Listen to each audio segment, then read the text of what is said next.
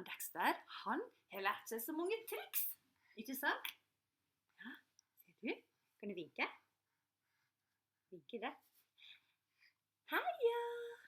Heia! Og det kjekkeste han Dexter vet. Ja, kan du si hei? Det er å bite.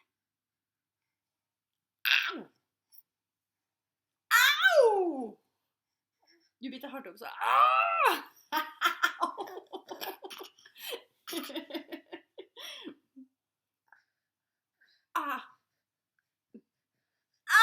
Ok, det er nok. Det er nok nå.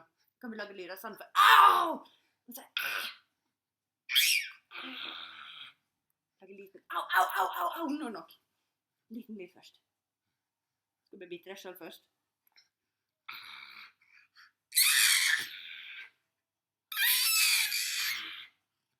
Og så høy lyd.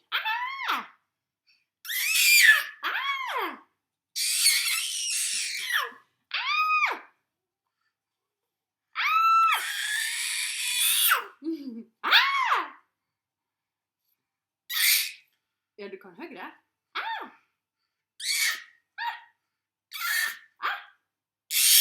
Der ja, der kom den. Kan du skrike høyt hvis du vil. Ja. Og så kan du også synge. Bæ, lille lam. Bæ, lille lam. Lille lam, har du noe ull? Ja. Ja, bæ. Ja. Og så kan du si ja.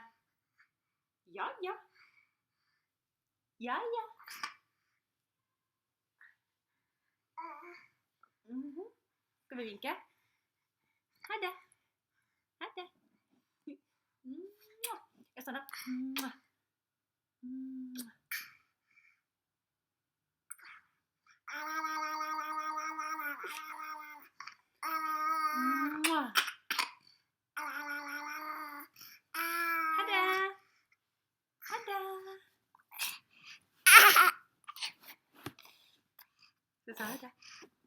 Jeg klarer ikke å skryte.